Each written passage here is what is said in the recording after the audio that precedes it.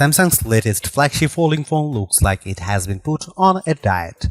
The result is a transformation into one of the thinnest and lightest devices available and radically changes how it handles for the better.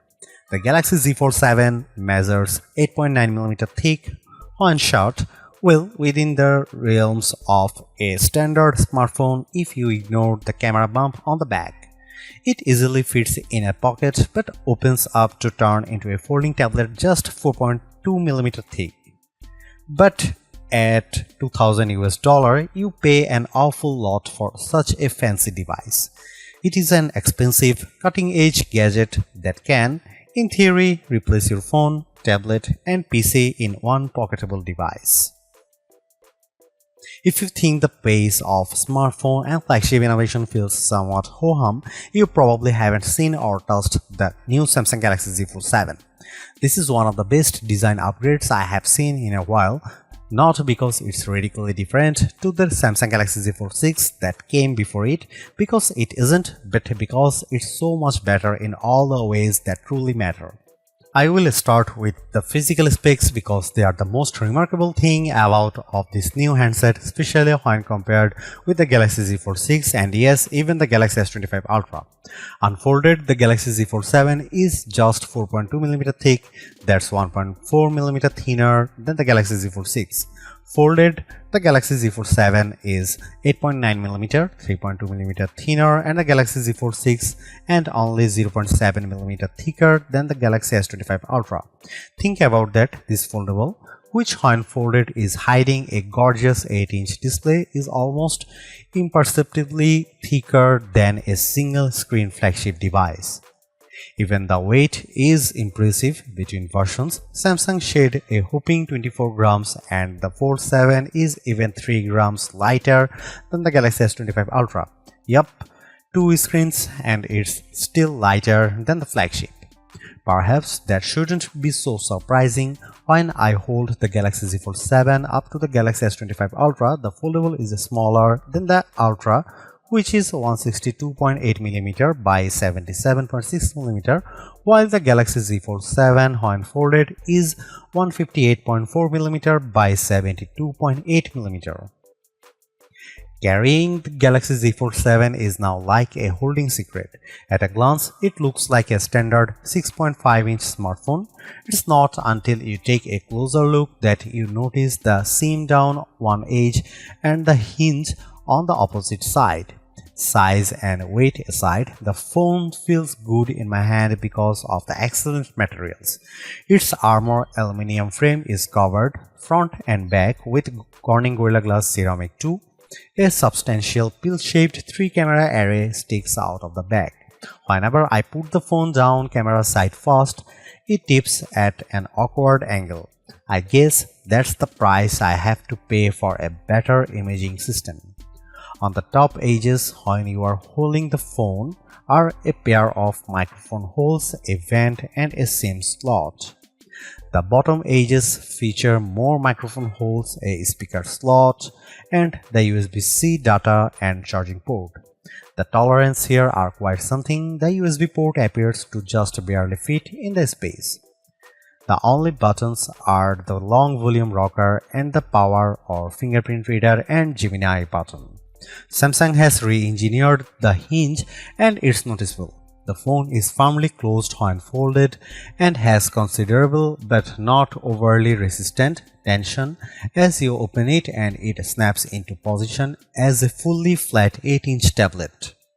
Unfolding the phone, you are greeted with a flexible display surrounded by a roughly 2mm forgiving raised border that keeps the Fold 7 from making a metallic snapping sound when you close it. There is still a crease, but it's far less pronounced than what you see on the Galaxy Z Fold 6.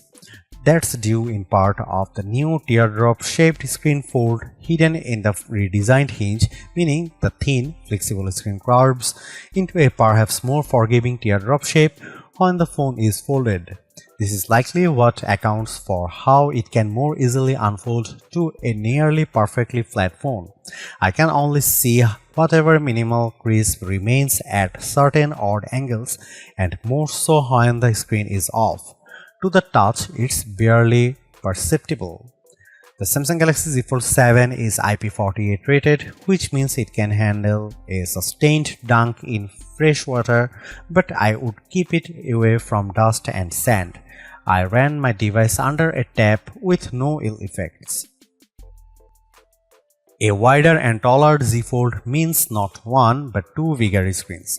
The cover display is now a 6.5-inch 21:9 display that is finally indistinguishable from a standard flagship phone display. Where the Galaxy Z Fold 6 has a 968 by 2376 resolution, the Z Fold 7 cover screen is an expansive 2520 by 1080 422 ppi 1 to 120 Hz AMOLED 2x screen.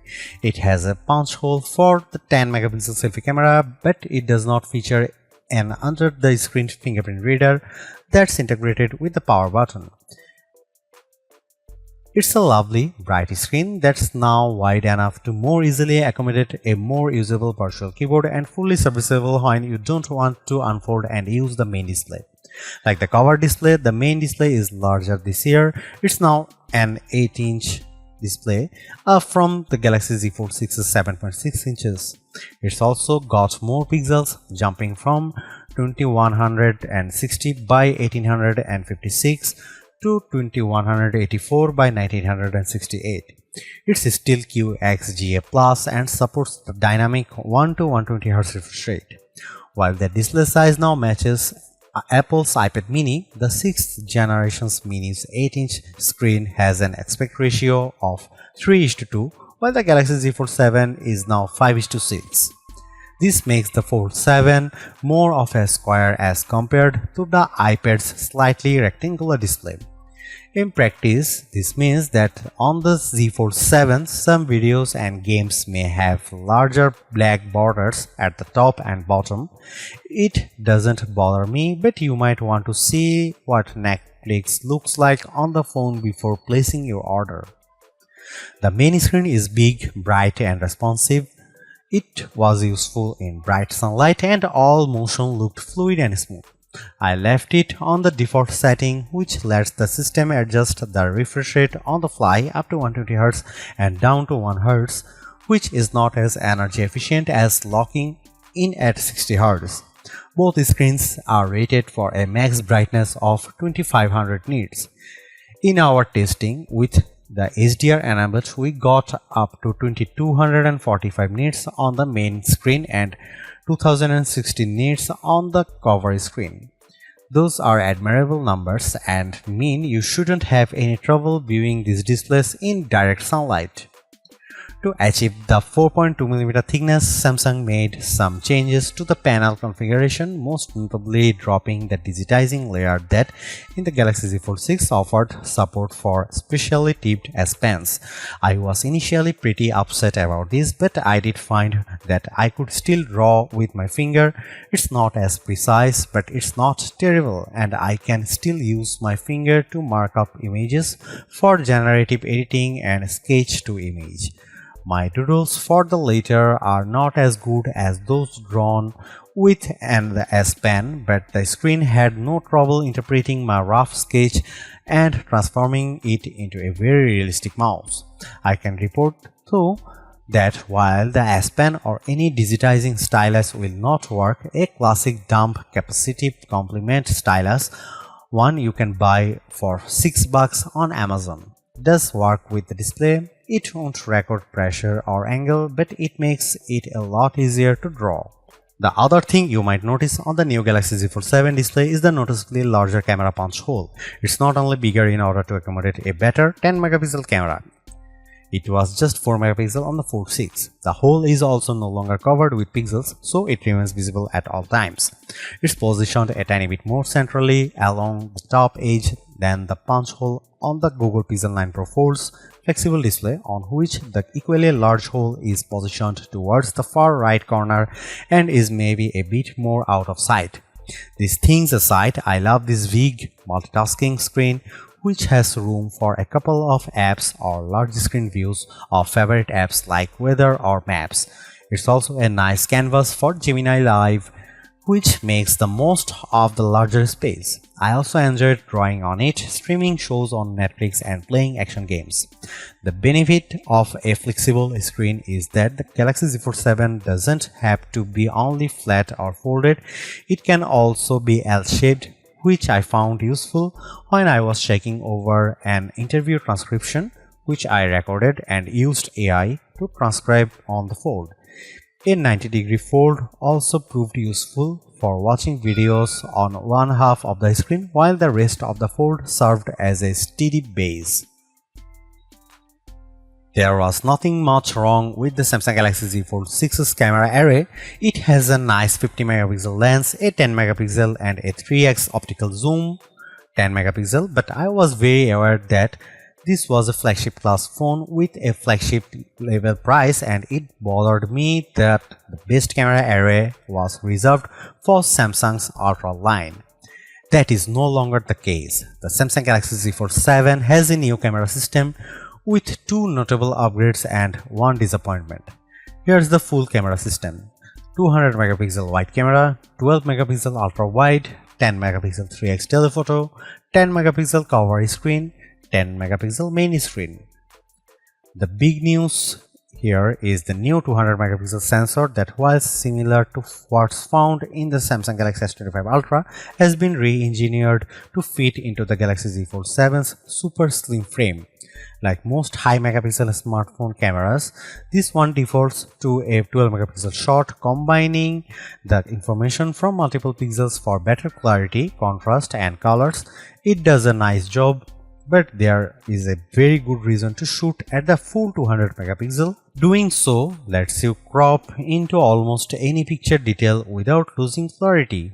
Here you can see some camera samples of the Samsung Galaxy Z Fold 7.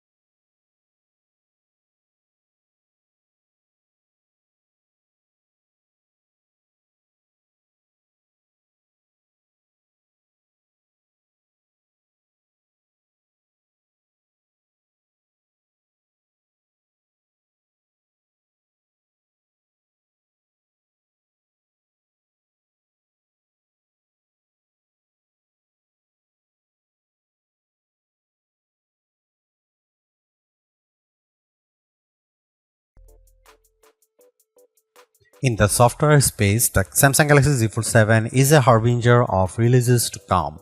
It's the first flagship to release with Android 16, well ahead of the next big Pixel launches, including we expect the Pixel 10 Pro Fold on August 20, and it also has the latest Samsung software in the form of the One UI 8.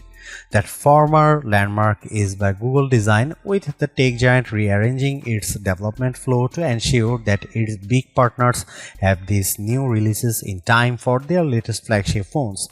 As for the latter, Samsung just seems to be getting faster and more efficient at updating and improving its own Android overlay.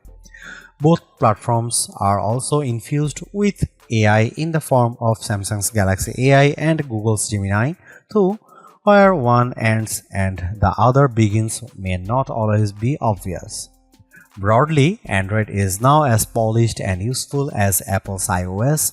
It has many of the same features including live updates in widgets, quick share, and endless customizations. It's also a fantastic partner for the Fold because the platform is optimized for the larger 8-inch screen, so things like mail, weather, and maps all appear built for the flexible display. Even Google Gemini Live is right at home on the Galaxy Z Fold 7's main display. One UI 8 brings things like the Now bar and Now brief, a compendium of all the things you need to know at any point in the day. It's well designed, accessible, and relatively useful. I check it because the Now bar is always greeting me on my lock screen with a good morning, good afternoon, or good evening, and it almost seems rude not to acknowledge it by digging into the details of my brief. When I tap to open it, I see a weather forecast, a calendar of events, news of interest, and music.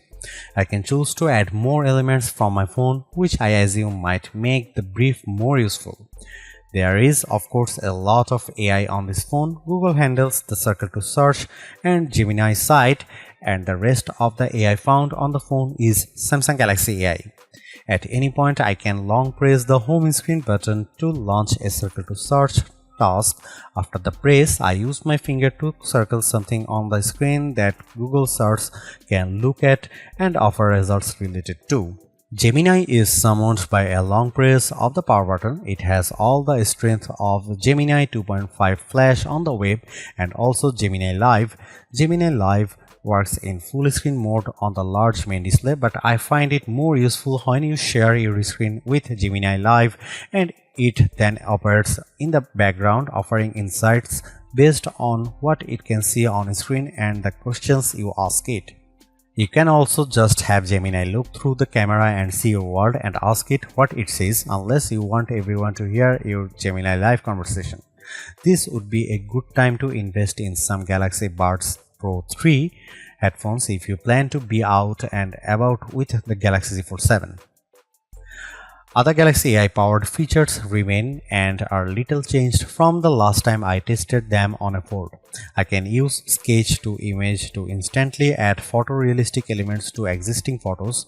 I added a mouse to my coffee table, although as I have mentioned it a bit harder to sketch the right image idea without an S Pen. Drawing Assist, which lets you turn rough doodles into much higher quality artwork and is another feature that benefited from S Pen support. Also still works and may not come in even more handy now that you will likely be forced to use your fingertip to make your rough sketch. Galaxy AI is rich extends to video, and I used Audio Eraser to clean up the sound on a video shot in the heart of New York City's Times Square. The capabilities more or less match those in Apple's Audio Mix tool, although how the tools pinpoint which extraneous sound to target differs quite a bit. Audio Eraser focuses on crowd noise, voices, and wind, and the results are good, though my voice did end up sounding just a tiny bit robotic, although not dissimilar from the results I got with Audio Mix, the Apple iPhone 16 Pro Max. I am naturally only scratching the surface of Android 16, One UI, and their AI capabilities, which also include things like live translation, text translation, and chat assist. Overall, though, this is a platform I could easily love. If you are already an Android fan, Android 16 will be a welcome upgrade. If you have used a Galaxy before, One UI will be instantly familiar but also improved. The AI is deeply embedded but never intrusive. It looks and feels the way I thought Apple Intelligence would be on an iPhone, and how I hope it will look the feel when Apple eventually delivers the updated Siri. Not only does the Samsung Galaxy Z Fold 7 pack Qualcomm's best silicon, it's a customized chip produced just for Samsung's latest foldable, the Snapdragon 8 Elite for Samsung. The difference between the standard Elite and the Samsung version is small but notable. Most reports put the 8 Elite's max clock speed on its 2-core cluster at 4.32 GHz. On the Galaxy Z Fold 7, according to Geekbench 6, it's running at 4.47 GHz. The 6-core cluster is running at 3.53 GHz, which is the same speed as the standard 8 Elite. Samsung backs this powerful AI-ready silicon with 12 GB of RAM for the 256 GB Z Fold 7. The 1 TB model gets 16 GB of memory. I ran Geekbench 6 3 times for both CPU and GPU, and the numbers are impressive. This is the first time in memory that an Android phone's multi-core performance has beaten the latest flagship iPhone, in this case the iPhone 16 Pro Max. Here are my average numbers. Samsung Galaxy Z Fold 7 single-core average score is 2512, while iPhone 16 Pro Max single-core score is 2892. Samsung Galaxy Z Fold 7 multi-core average score is 8986.67, while iPhone 16 Pro Max multi-core score is 8327. Yes, Samsung beat Apple on the multi-core scores. It may look like Apple handily beat Qualcomm on the GPU side, but those numbers are not directly comparable. What matters here, though, is the performance, and the Samsung Galaxy Z Fold 7 has power to spare. I found it fast and fun for everything from web browsing to video games and video editing. I tried stressing out the system by opening 51 tabs in Chrome and Gemini Live, which is probably a more resource-intensive operation. A funny side note here, when I allowed Gemini Live to review my screen and asked it how many browser tabs I had opened, it said 10. I tried to guide it to the number listed next to the microphone icon and it said 11. When I pointed out its error, Gemini Live apologized and said it had no idea why it made that mistake. I wasn't done pushing the system, so I also launched PUBG. The game opened without issue. I started to play and the phone never skipped a beat. I even used Circle to Search to learn more about a car I found. Put another way, this is a thin, light and very powerful system, and it's ready to multitask like the private productivity wonder it is. Audio performance out of the stereo speakers is loud but also clear. Do not expect booming bass, but if you want the Fold 7 to power a party via your Spotify playlist, which yes, you can summon through Gemini, the Fold 7 has you covered.